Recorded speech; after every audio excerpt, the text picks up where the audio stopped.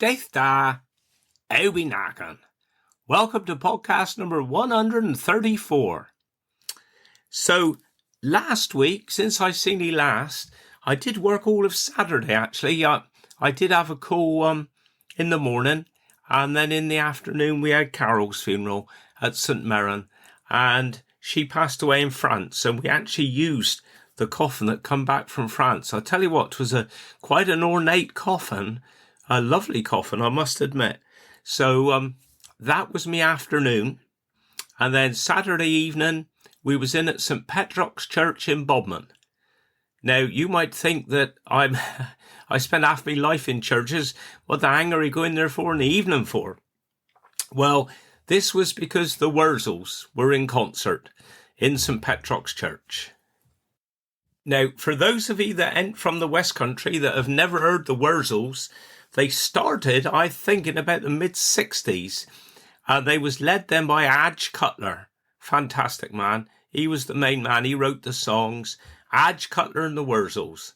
And I never saw Adge because tragically, he was killed when he was quite young. I think he was coming back from a concert. And I think he was in a little MG or MGB, a little sports car. And he was only 43, and I think on a roundabout, if I'm right, he rolled his car and he was killed. And that was very sad, very sad. You got Tommy Banner that's in the Wurzels. Now, he was the accordion player back when Adge was there. And then Pete Budd. Now, Pete, he joined when Adge was still there as a banjo and guitar player. And then he took over the singing, the main singing, when Adge was tragically killed. So I've actually seen the Wurzels, I think 4 times over the years. I can't remember where the first one was. But we did work out after the first one that what they would do back then, I don't know if they did it last weekend, they would actually go, the Wurzels would go into the bar and have a few drinks while the support act was on. So I know the second and third time we saw them, we actually ended up drinking with them in the bar, before they went on. And we had some brilliant times with them, brilliant times. I remember once we was at Cornclay's Caverns. Now that's up Liscard way, I think it is, St. Nia. And they had real cider that night. Well, I tell you what, the cider was that murky, I'm sure there was tadpoles swimming around in the bottom. And you had the first pint, and 'twas horrible, absolutely horrible. But once you had the second one, it tasted all right. And I had a beauty photo done with Pete Budd actually up there. But then we saw him, I think, one of his over Cornwall or down Falmouth Pavilions. I can't remember now. But we've had some lovely times with them over the years. And they in St. Petrock's. Now, what St. Petrock's Church is doing is having a few different events. I suppose 'tis the way all churches are going, really, just to keep going. So they had the Wurzels there. They had a support act. And then they came on. And they was brilliant. Absolutely brilliant. Because when you look at it, Tommy Banner, later on this year, he's going to be 86. And Pete Budd this summer, he's going to be 85. So they're knacking on, but they did a brilliant job. And they started with the Blackbird. Now, fantastic song. Where be that Blackbird too? I know where he be. He be up yon Wurzel tree and I be after he. Now I sees he and he sees I, buggered if I don't get 'un. With a girt big stick I'll knock 'un down. Blackbird, I'll have he. Well, that's the first verse. And that was one of the few songs that Father could remember when his Alzheimer's kicked in. And you may well have seen it on YouTube. Me daughter Daisy in the car with Father singing the Blackbird. And I think in the end it had over 4 million views. It went viral. Father went more viral than this podcast will ever go. But the one thing I like about the Wurzels is like they sing about things that really matter in life. Like scrumpy and manure and dung. Fantastic. And they also talk like we. So instead of they say your and their, they say weem and youm and whatever. Fantastic. When we was in the Chipmunks years ago, we used to do Twice Daily, which is a fantastic song. I was tempted to sing it tonight, but as you can hear, my voice still ain't very good. But we used to do it, and it was that risque when it was released that the BBC actually banned it. But when I'm a bit better, I might sing Twice Daily for you. But I say we had a brilliant night on Saturday night. And then Sunday, I got to get in this training because we're cycling up the islands in Scotland soon. Me and Beth, we did a 26-mile cycle ride, and it nearly killed me. I was so drained. I had no energy. I was shattered, really. But anyway, I did it. And then that was a good chunk of Sunday, and then we went for a walk in the afternoon. So that was fine. And then it was back again to work this week. St. Tooty on Monday, and Tuesday we had dear Reese's funeral from St. Column. Tragic, so tragic. And we was down Penmount, and there was a fantastic crowd. There really was. And then we was up St. Mabon. It was one of the funerals we did for George on Wednesday, which was very well attended again. And then dear Jerry in the afternoon. Now, Jerry's somebody I've known for decades. Him and Marion, very connected with St. Enodoc Church, which I think I've spoken about that church before. So, it was sad to say goodbye to Jerry. So, as you can hear, my voice still in 100%. And like I say, the first week I was shivering, second week I was coughing. This is now well into the third week, and I'm still coughing, couldn't clear anything. And Phil said to me, I think on Wednesday morning, he said, you want to get that sorted. You ain't getting any better. So I did an online thing that you do with the doctors. And I had a doctor give me a ring early afternoon to say, look, I think we ought to see, really. So she said, can you get over for 4:00? So I got into the doctors, and I've actually got an infection in my left lung. So I'm on tablets now. So I said to her, look, we got this cycle ride come up. Can I run? And she said, no, you can't run for a week. I said, all right, well, can I cycle? She said, no, you can't cycle for a week. So I'm just vegetating here. And I tell you what, I feel my fitness is just going day by day. It is doing me head in. It really is doing me head in. But anyway, hopefully I'm on the road to recovery. Still don't feel 100%. I'm all right now to about 4:00 in the afternoon. Then I feel shattered. But hopefully we're on the right path. And then yesterday, it's funny because with funerals, you get so many coincidences with either types of funeral or whatever in a row. I don't know how to explain it, but you do. And yesterday was one of those days because we had two Freds. Their surnames were quite similar. A huge amount of people to both funerals. Both were farmers. In fact, we had a few people that actually went to both funerals, although one Fred was from Lenivet and one was from Blisland. And it was a lovely day. The weather was lovely because when you looked at the forecast, it said it might be showers, but we got away with it. The weather was lovely, and we had two brilliant funerals. And then in the evening, believe it or not, I was back St. Petrock's Church in Bodmin. But this time, 'twas to see Paul Merson. Now, for those of you that don't know, Paul Merson, he used to play football for Arsenal years ago and England, as well as other clubs. But he was at Arsenal from, I think he was 14 to he was 29. But it was very interesting. The first half was an interview with him, and then the second half was questions and answers from us, the audience. And it wasn't just about his football life, because he's had quite a roller coaster of a personal life, because right from early on, he became an alcoholic, a drug addict, and addicted to gambling. But he kept playing the football, but he was quite open about his demons. And It was a very interesting evening. Very interesting evening.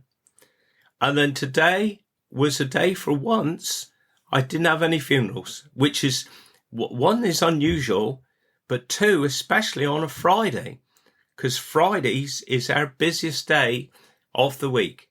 I think because a lot of people have moved down here, say, from up country, so they go for the funeral on the Friday so that the family can come on down perhaps Thursday night, have the funeral on Friday, stay the weekend, and perhaps go back Sunday.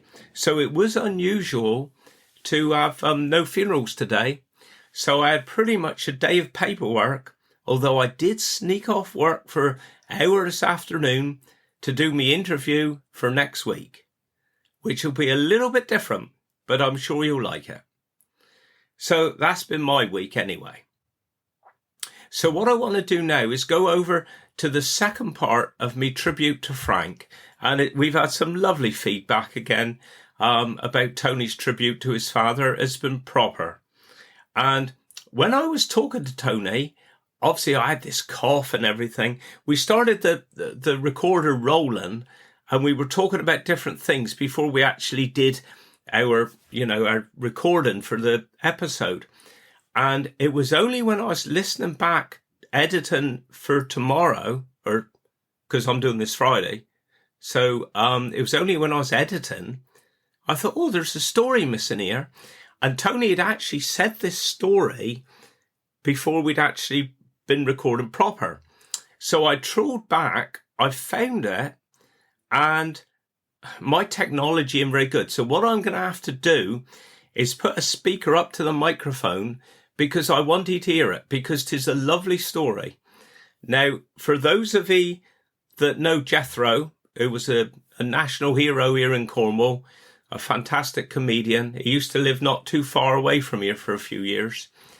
Jethro, fantastic jokes. One of his early ones was the train don't stop at Camborne on a Wednesday. Now, if you haven't heard that before, you want to try and Google it. Perhaps it might be on YouTube, but it's a brilliant joke. It's a lovely story. Well, this story that I want to play to you now, that Tony is saying about his early days, with Frank and the rest of his family, is similar to that. So I'm going to try and play it to you now, and hopefully it'll come out all right.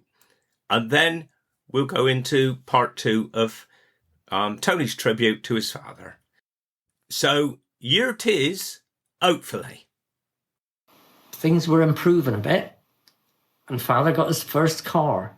Up to then it was motorbikes. And in summertime, we didn't get to go to beach or anything because it was harvest time and Father would be working and overtime and all that went with it. So, yeah, there wasn't many outings for us. But I do remember one time, I think we must have been still at Weens then, and I'm not sure of what the day was, what the special day was, but it was a Saturday, and we were going to go by train from Highway to Weybridge and down to Padstow, and then walk out to St George's Well with a picnic, with the food. Oh, we was all pretty excited about it. Yeah, lovely. Well, day before I'd come home and my bike had been wrecked, my push bike.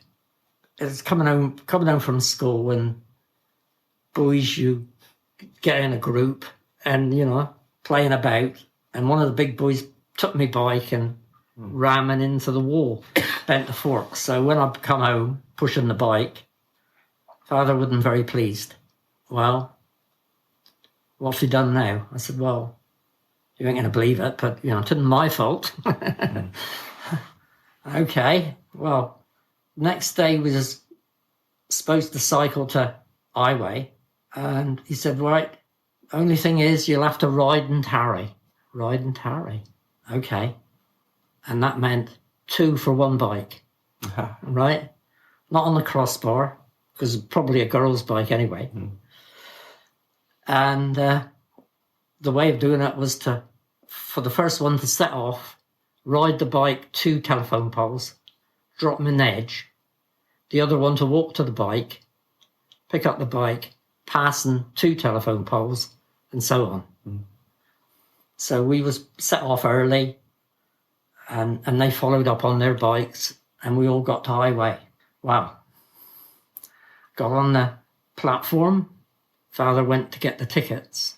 I think it was a Mr. Macmillan, and I think he lived highway, that was like perhaps station master or in charge on the day anyway.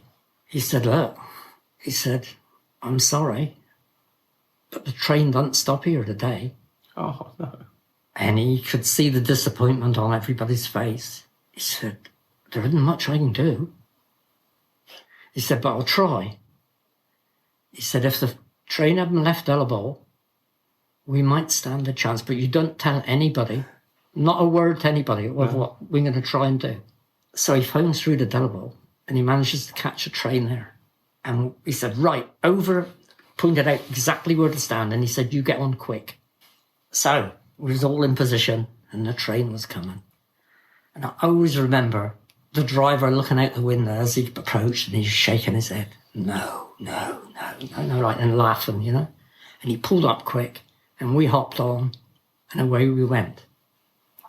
And we had our day out. So, yeah, brilliant. But if it wasn't for Mr. Macmillan at Highway, it would never have happened. Yeah, good memory. But a long walk from Padstow out to St George as well. Yeah. So there we go. So that's the first bit. Hopefully the quality is good enough. Fingers crossed, because I didn't really want to miss out that story, because I thought it was brilliant. And you wouldn't have that in this day and age, I tell you. It does remind me, I might have mentioned this before, my Uncle Ken Rickard, back when they lived at Outlands, and he'd have to get down to Dunmere every morning to catch the train. And quite often he'd be late. But he wouldn't be too late. He'd always be like 1 or 2 minutes late, 2 or 3 minutes late. And the chaps driving the train drivers, they knew he'd be on the way, so they'd actually wait to see him coming, and then they would let him jump on, and off they'd go. And that was obviously a similar story to that Tony said. Right, well, now we'll go over to the proper part 2 of Tony's tribute to his father, and then I'll speak to you directly. So, here it is. So, during all this time then, was there many shops in the area, or where would you have gone for shopping, or what? Yeah, we very rarely went to Weybridge. Right. Because with Father working the time, you know, the hours he did, you wouldn't get to Weybridge. No. And so it was me and Mum, or Mum riding the bike, me on the back, little chair on the back. Yeah. And cycle to Amble if we needed anything desperate. Oh, yeah. Yeah, we'd go down past Carclays. Yeah. And over Gelly Bridge and into Amble to the post office. And there was aunties, really. We called them aunties. They were probably a distant relative, but to be polite, you were always told you called people uncle and auntie. And that's right. And this was 2 aunties, Auntie Gwen and Erica. So where was the shop to in Amble? This was the actual post office. Oh, now. I know. Yeah, I got you. Yeah, the same shop. That's right. And I'm guessing then that brother and sister was older than you? Were they at school? Or? They were. I see. Brother was 2 years older. Sister was 4 years older. Right. Yeah. So then after Weens, where was his next employment? It was up to Pengenna, where Fred worked. His brother Fred worked. Would that be for Piggy Blewett then? Piggy Blewett, you got him. Is That's that right. Yeah. T.R. Blewett and Son, yeah. Right, yeah. Originally Rabbit Man. Right. Rabbit catcher originally. Was he really? Yeah. I always remember he had an A55 pickup truck with the framework to hang the rabbits on in the back, you know, in pairs over the rods. Tide Cottage was Lower Trewethen, where there was a garage for Father to use, which was lucky because he bought his first car. It was a Ford Prefect, an old sit-up-and-bag one. I see. Which was, he'd done probably a good mileage when he had it, when he bought it. Yeah. So back then, did you have to take a driving test, or Yeah. He did have to take a test. Right. And his brother-in-law, that's Auntie Rose's husband, Stuart, helped him with the road skills I see. and the road knowledge, because driven tractors and whatever, but not much on the road, if you know what I mean. No, I get you. Yeah, he took his test, and it wasn't long before his sister died, Dorothy, Right. and she lived in Nottingham with their family at Nottingham. So he and Auntie Rose decided, we got to go to the funeral. So off they set in the Ford. The Ford had vacuum wipers, Oh, yeah. which if you was going up a long hill with your foot down, the vacuum gradually ran out and the wipers would come just about stationary. Yeah. And then get to the top, take your foot off, and then they'd whiz again and you'd be away. But the wipers packed up on the way. And he had to rig up a system with elastic bands and bits and pieces for Auntie Rose to pull the wipers back one way, which she had to do for several miles. And I think her fingers was pretty sore at come end. And that was a long, slow journey, wasn't it? It was back then. Yeah. Through all the little villages and Yeah. towns and whatever. But they made it up and made it back, and all was well. And he was quite a clever chap, really, because I remember you mentioning at the time at the funeral about converting a motorbike. He had the garage at Lower Trewethen, so Yeah. it was time to make work easier in the garden, and he wanted a rotavator. Right.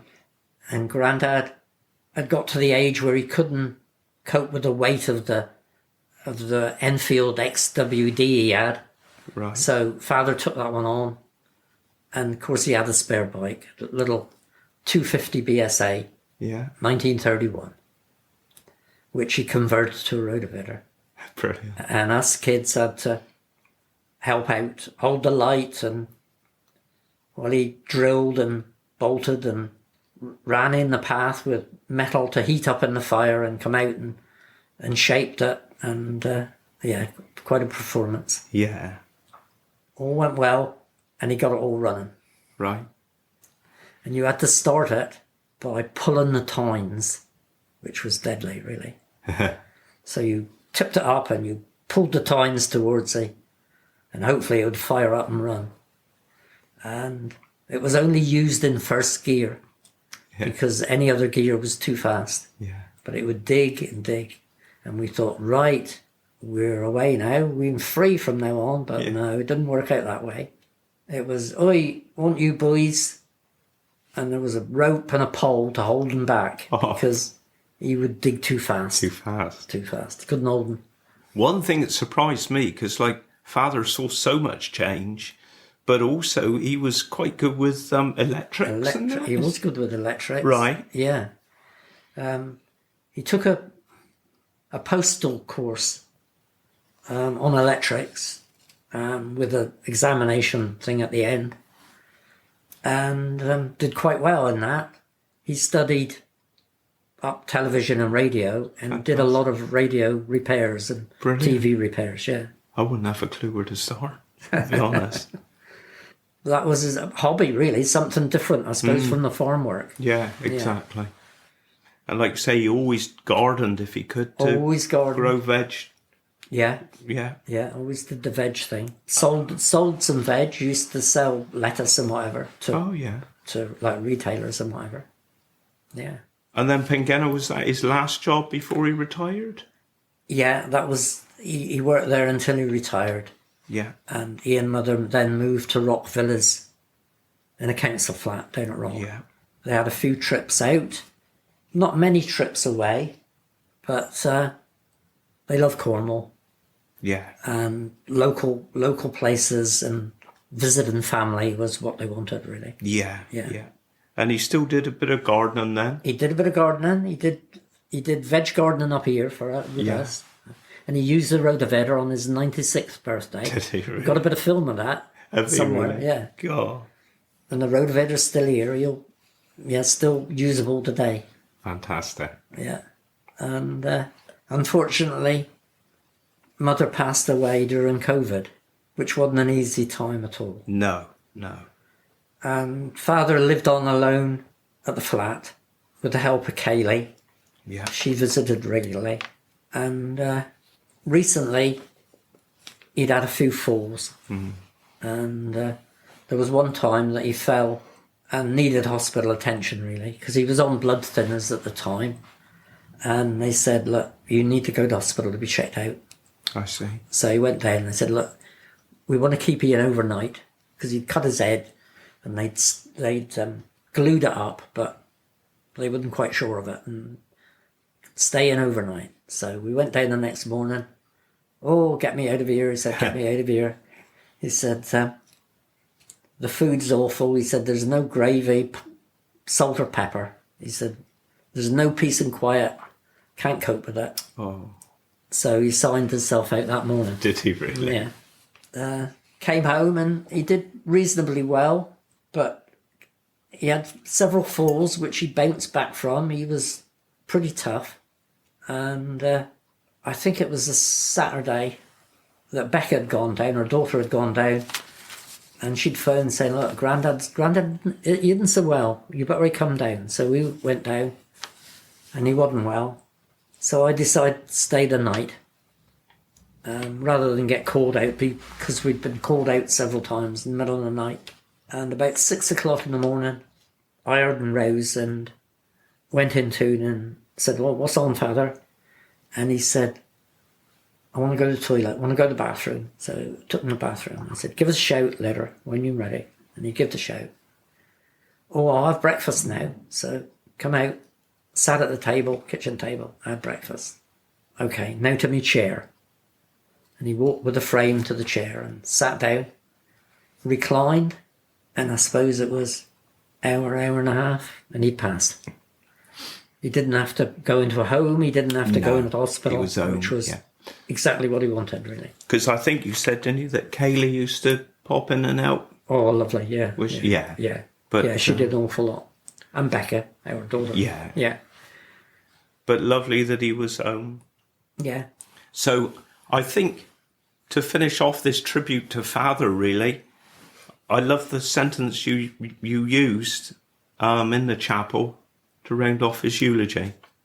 So I don't know if you want to say that one. The last sentence was, the longest furrow is now complete. Yeah. Yeah. Brilliant. Lovely. Well, thank you for that, Tony. That was proper. Right. It's all right. And I say, I promise I won't wait until you 102 before I come and see you. But if you want to say goodbye to everybody. Oh, thank you for listening. Assuming you haven't turned off, but... No, it was brilliant. Really appreciate it. Okay. Thank you. Thank you. Thank you, David. Well, there we are. Proper job. Thank you, Tony. That was brilliant. And I'll come back one day to do you. But like I said last week, I won't leave it quite so long as I was going to do it with Father. Now, for my Cornish word of the week, this is a tricky one. Get your tongue around, really. Because we've been doing like a bit about the Wurzels and that, I thought I'd do the Cornish word for blackbird, which is mochtdu. Mochtdu. It's a bit of a tricky one, that is. And for me dialect, I thought I'd take that from Adge Cutler as well, because like Somerset, a lot of it is like we speak down here. And I might have mentioned this before. Michelle, you have to tell me. But it's Arcady. Now, my granddad, remember Grampy, Sid Bray?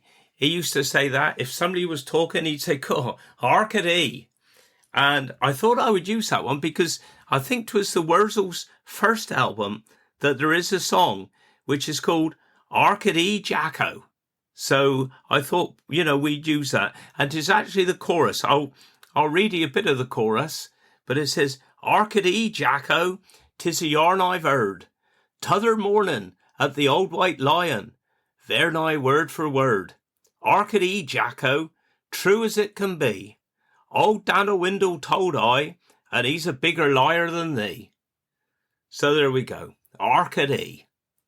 Right, well, I'm leaving it now before me... excuse me, sorry. Before my voice goes completely. And hopefully I'll be a bit better for next week. So wish you well. Do Guinness.